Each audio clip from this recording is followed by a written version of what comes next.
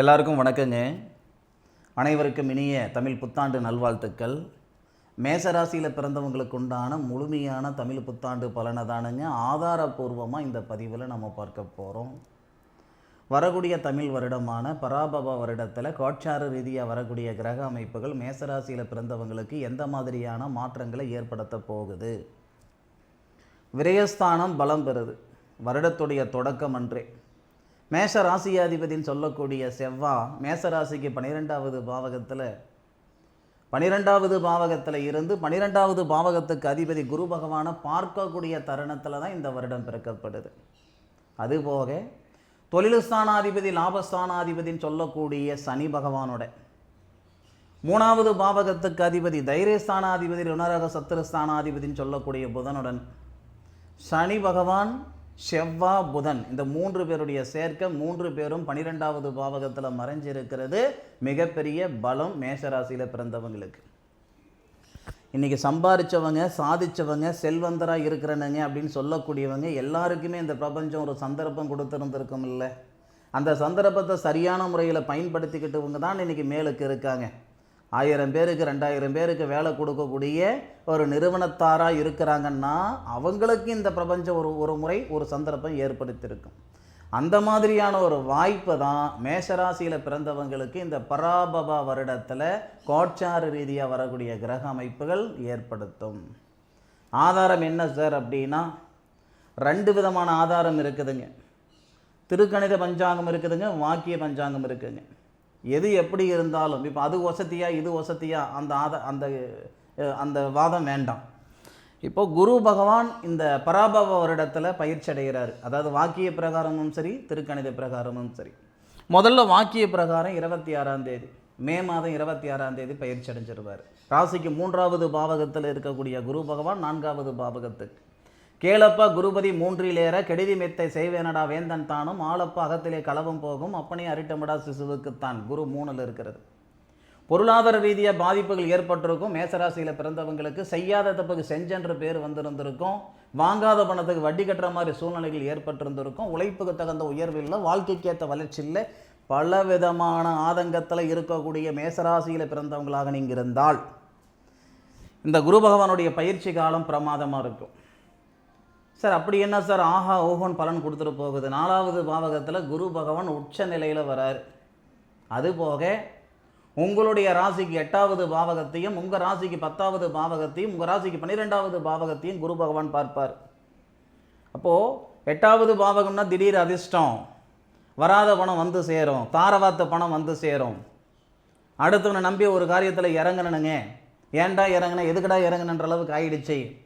இந்த நிமிஷம் வரைக்கும் பறிகொடுத்த பணத்துக்கு வட்டி கட்டிகிட்டு இருக்கிறேனுங்க, முதல் வருமா வராதான்னு எனக்கு தெரியல. இந்த மாதிரியான ஆதங்கத்தில் இருக்கக்கூடிய மேசராசியில் பிறந்தவங்களாக நீங்கள் இருந்தால் இந்த பராபவ வருடத்தில் ஏற்படக்கூடிய கிரக அமைப்புகள் உங்களுடைய மன அழுத்தத்தை சரிப்படுத்தும், பொருளாதார ரீதியாக இருக்கிற சங்கடங்களை சரிப்படுத்தும், உழைப்புக்கேற்ற உயர்வும் வாழ்க்கைக்கேற்ற வளர்ச்சி உண்டு பண்ணும். மாற்று கருத்து கிடையாது. இது மே மாதம் 26ஆம் தேதி வாக்கிய பிரகாரம் ஏற்படக்கூடிய ஒரு நிகழ்வு. அதே திருக்கணித பிரகாரம் பார்த்தீங்கன்னா ஜூன் மாதம் 1ஆம் தேதி. அப்போ மே மாதம் 26ஆம் தேதிக்கும் ஜூன் மாதம் 1ஆம் தேதிக்கும் ரொம்ப தூர வித்தியாசம் இல்லை. அப்போ நமக்கு திருக்கணித பிரகாரமும் சரி வாக்கிய பிரகாரமும் சரி குரு பகவான் மாறுறாருன்றதில் நமக்கு மாற்று கருத்து கிடையாது. அப்போ குரு பகவானுடைய மாற்றம் சிறப்பு.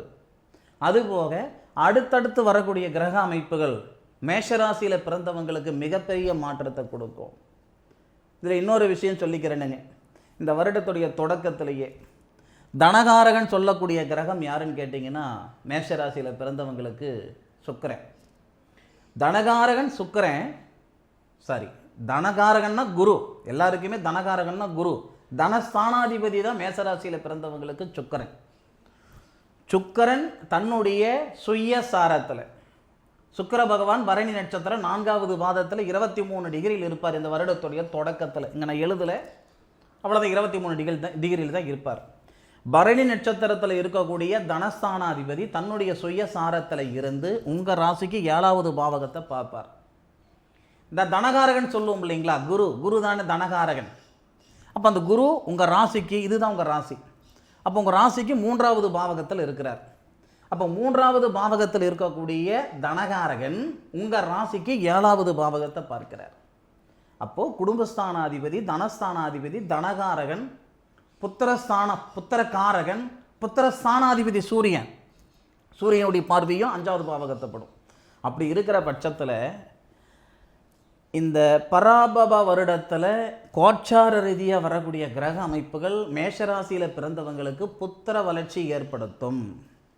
அதுபோக கழுத்து பிடிக்கிற அளவுக்கு கடன் பிரச்சனை இருக்குதுங்க, பணப்பிரச்சனை இருக்குதுங்க, கட்டுவனா கட்ட மாட்டேன்னு எனக்கு தெரியல, கட்டுறதுக்குள்ளார போய் சேர்ந்துருவனா அப்படின்ற ஆதங்கத்தில் இருக்கக்கூடிய மேசராசியில் பிறந்தவங்களுக்கு இந்த பிரபஞ்சம் கொடுக்கக்கூடிய ஒரு சந்தர்ப்பம் கடனை கட்டுறதுக்கு, பொருளாதார ரீதியாக இருக்கிற சங்கடங்களை சரி செஞ்சுக்கிறதுக்கு. ஏற்கனவே 2 வருட காலம் இந்த பிரபஞ்சம் மேசராசியில் பிறந்தவங்களுக்கு பல விதமான அனுபவத்தை கொடுத்துருக்கு. சாதாரண அனுபவம் இல்லைங்க, விலை மதிக்க முடியாத அனுபவத்தை இந்த பிரபஞ்சம் கொடுத்துருக்கு. எப்படி இருந்திருக்கணும், யாருக்கிட்ட சேர்ந்துருக்கணும், யாருக்கிட்ட சேர்ந்துருக்கக்கூடாது, என்ன பேசியிருக்கணும், என்ன பேசியிருக்கக்கூடாது, எல்லா விதமான அனுபவத்தையும் இந்த பிரபஞ்சம் மேசராசியில் பிறந்தவங்களுக்கு போதுன்ற அளவுக்கு கொடுத்து விடுச்சு. அப்போ அந்த அனுபவம் இந்த பராபவ வருடத்தில் வரக்கூடிய கோச்சார கிரக அமைப்புகளை முழுமையாக பயன்படுத்திக்கிற மாதிரி மேசராசியில் பிறந்தவங்களுக்கு நிச்சயமாக இந்த பிரபஞ்சம் ஏற்படுத்தும். அதில் மாற்று கருத்து இல்லை.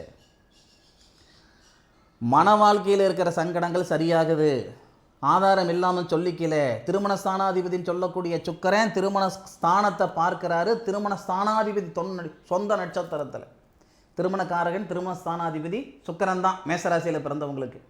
அப்போது இந்த வருடத்துடைய தொடக்கத்தில் திருமணஸ்தானாதிபதி உங்கள் ராசியிலிருந்து 7வது பாவகம் திருமண ஸ்தானத்தை பார்க்கிறாரு.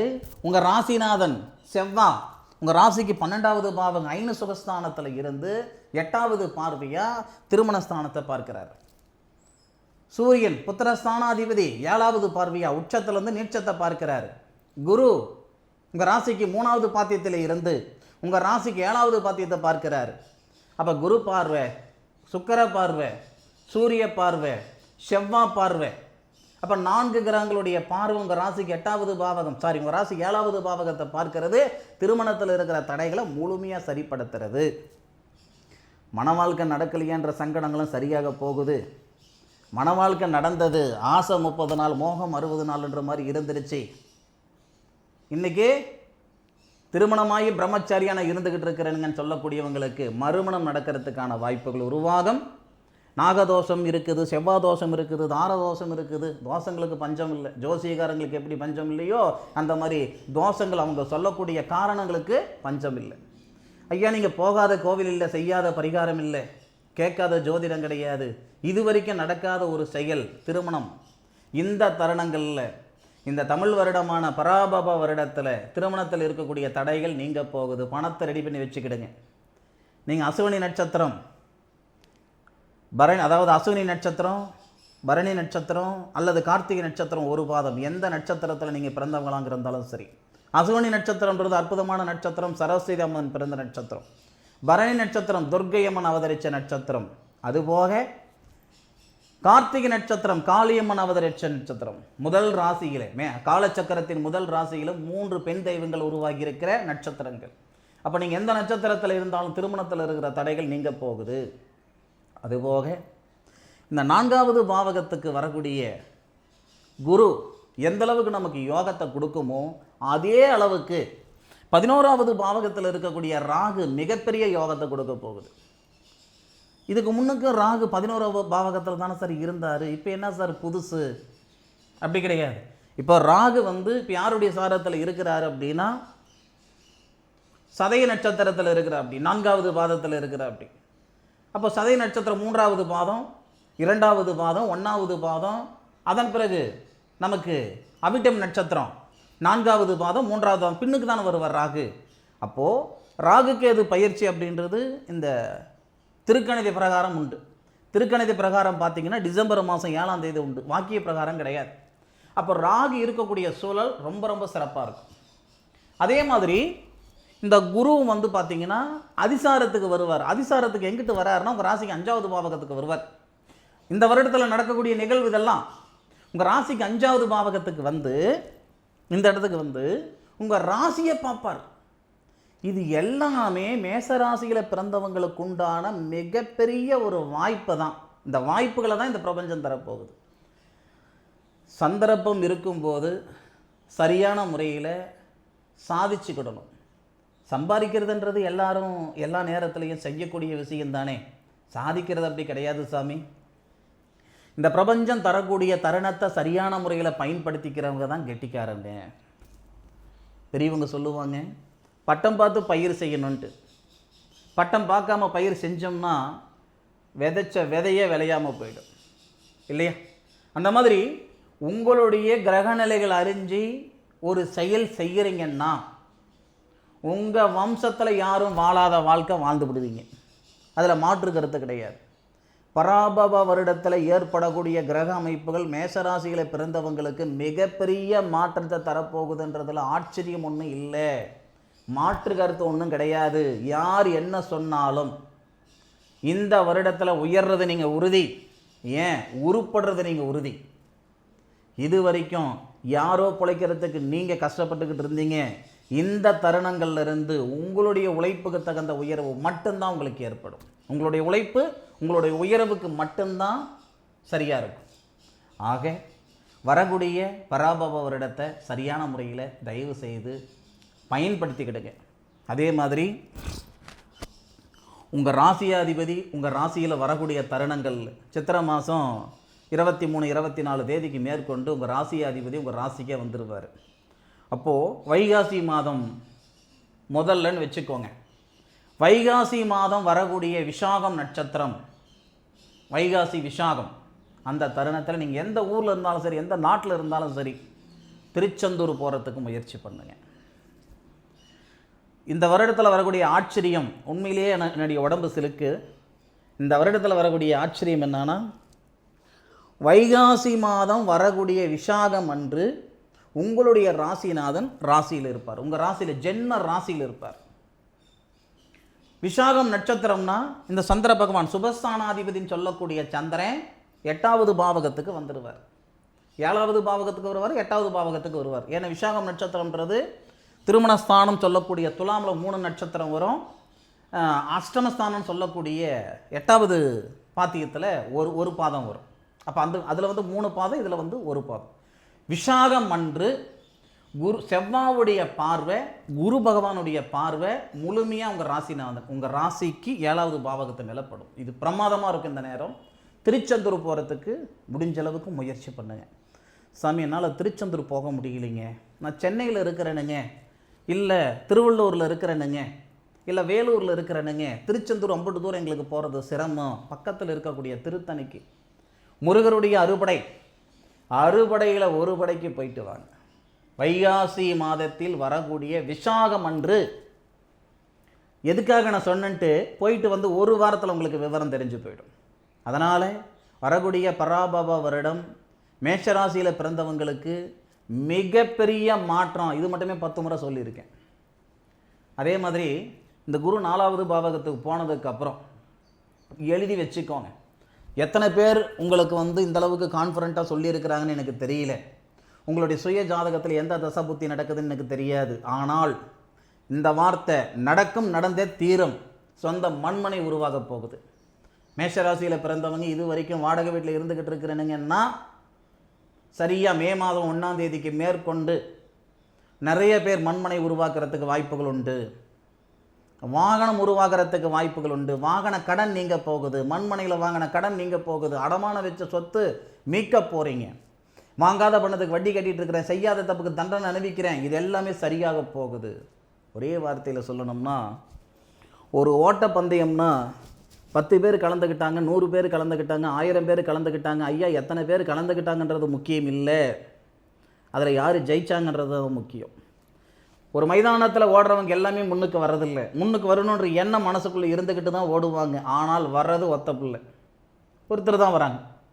முயற்சியோடு இந்த பிரபஞ்சத்துடைய அனுகிரகங்கள் இருக்கிறவங்களால தான் சாதிக்க முடியும். மேஷராசியில் பிறந்த உங்களுக்கு இந்த பிரபஞ்சத்துடைய அனுகிரகங்கள் முழுமையாக இருக்குது. ஒரு படி முன்னுக்கு வைங்க, 100 படி இந்த பிரபஞ்சம் உங்களை முன்னுக்கு தள்ளும். அனுபவித்து சொல்லுங்கள். ஆராய்ஞ்சு பலன் ஆவேசமாக சொல்லிட்டு இருக்கிறேனுங்க, அனுபவித்து சொல்லுங்கள், நடந்ததா அல்லது நடக்கலையான்ட்டு. சரியா? இந்த பதிவு மேஷராசியில் பிறந்த ஆணுக்கும் சரி பெண்ணுக்கும் சரி என்னுடைய சகோதரன் சகோதரிகளுக்கு மிகப்பெரிய ஒரு மாற்றத்தை கொடுக்க போகுதுன்றதில் எந்த விதமான மாற்று கருத்தும் கிடையாது. இந்த பதிவு பற்றி உண்டான கருத்துக்களை கமெண்ட் பாக்ஸில் பதிவு பண்ணுங்க. மீண்டும் அடுத்த ஒரு அற்புதமான தருணத்தில் மேஷராசியில் பிறந்த உங்களை சந்திக்கும் வரை உங்களிடமிருந்து விடைபெறுவது உங்கள் வீட்டு ஜோதிட நண்பனான மா காளிதாஸ் மணிகண்டன். திருச்சிற்றம்பலம்.